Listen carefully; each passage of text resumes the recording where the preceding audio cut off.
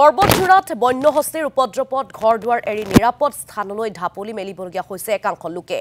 মহাময়া সংৰক্ষিত বনাঞ্চলৰ পৰা জনাঞ্চললৈ ওলাই অহা জাক জাক বনৰীয়া হাতীয়ে অঞ্চলটোত চলাইছে উপদ্ৰৱ।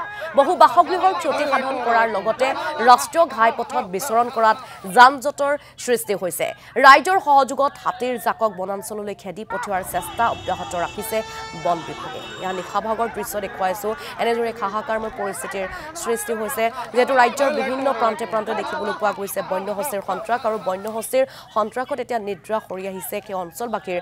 জাগিৰোডে হওক, চামগুৰিয়ে হওক, এতিয়া ৰাজ্যৰ বিভিন্ন প্ৰান্তে প্ৰান্তে গোৱালপাৰাই হওক, এতিয়া বিভিন্ন প্ৰান্তত দেখা পোৱা গৈছে বন্যহস্তীৰ উপদ্ৰৱ। আৰু এইবাৰ এই বিশেষ অঞ্চলটোত ঘৰ-দুৱাৰ এৰি এতিয়া নিৰাপদ স্থানলৈ ঢাপলি মেলিবলগীয়া হৈছে একাংশ লোকে। এতিয়া ৰাষ্ট্ৰীয় ঘাইপথত বন্যহস্তীৰ জাকে বিচৰণ কৰাত যান-জঁটৰো সৃষ্টি হৈছে।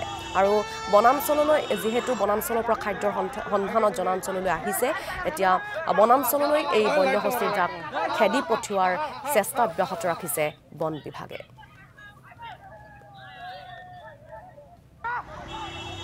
আজি হাতী মানে আহিছে এইফালেদি, আহি পেলাই ৰোডত উঠিছে, ৰোডত উঠি আকৌ আনন্দ হোটেলৰ পিছফালে দি এইফালে আকৌ বস্তিত আছে, বস্তিত সোমাইছে।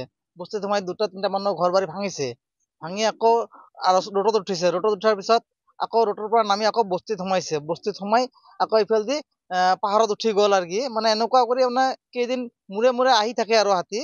মানে কালিও পৰহিও আহিছিল 6টা, তাৰ আগদিনাও আহিছিল 2টা।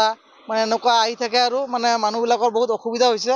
কাৰোবাৰ ঘৰ বাৰী ভাঙে, কাৰো ধান চাউল খায়, আৰু এনেকুৱা বহুত মানে অসুবিধা কৰে। মানে সৰু সৰু ল'ৰা ছোৱালী থাকে ঘৰত, মানে বহুত ভয় লাগি যায় মানে হাতীৰ কাৰণে। মানে ল'ৰা ছোৱালীবোৰ টোপনি মাৰিবৰ কাৰণে বেলেগ জাগাত লৈ যাব লাগে, এনেকুৱা অসুবিধা হৈ গৈছে মানে হাতীৰ কাৰণে।